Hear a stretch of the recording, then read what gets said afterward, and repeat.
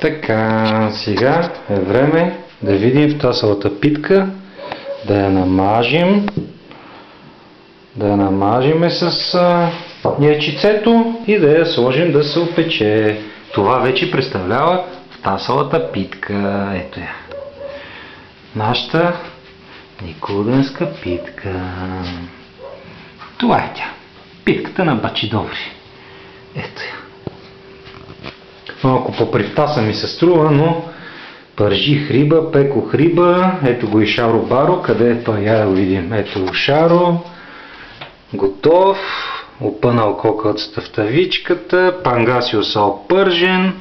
И след малко, като опечем питката, ще подредим масата и всичко ще стане супер. Така, сега време е да я намажем. Чакай сега да видим тук. Дали е добре? Дали тук ще бъде добре?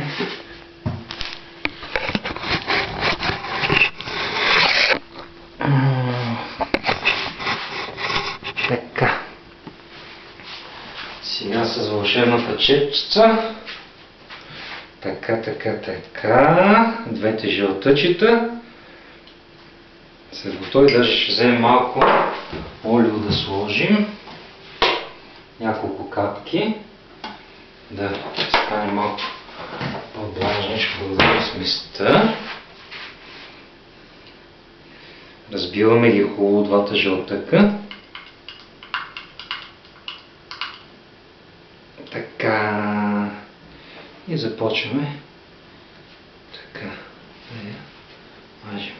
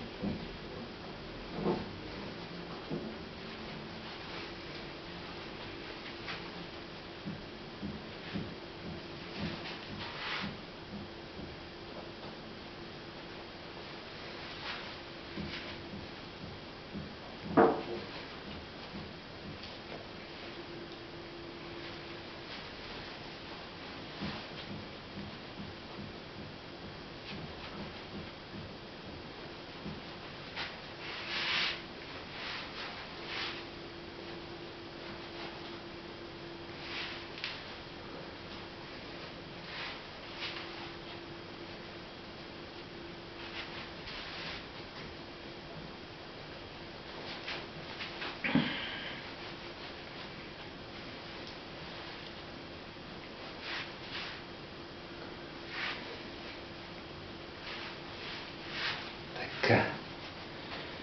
Жълтъчето с малко маслице, огълце и я мажем така.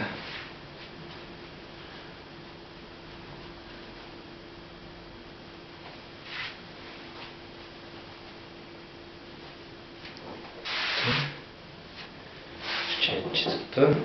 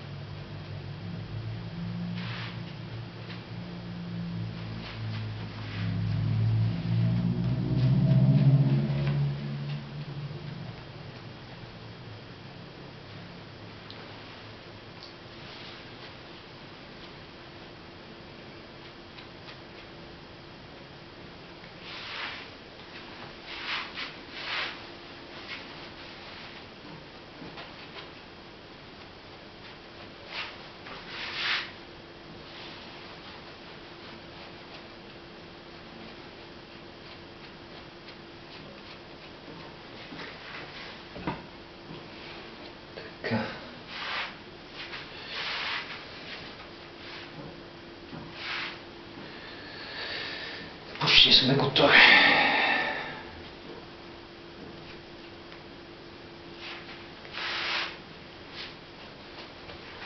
Малко го направихме като придаване на Иван Звездев. Ох, и как беше това? Този готвача от ракита. Много печен той.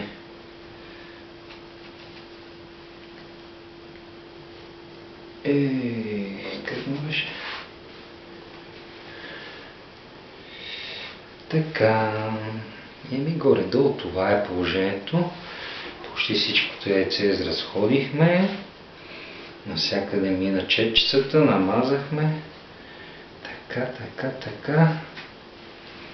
Така, ето я. Нашата питка. Хубавата питка. Доста добре изглежда, мисля. Да, така. Това ще да. Така, идеално стана. По края ще бъде беличка. Така, ето. Това е то.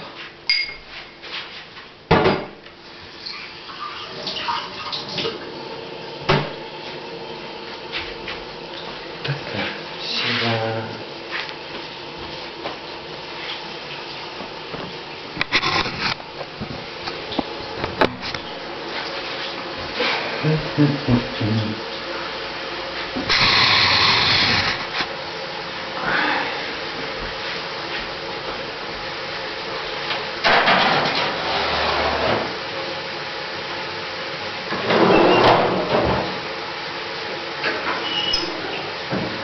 Включваме някъде на 160 градуса и започва печенето. После ще я снимаме като се опече. Сега спираме фотото.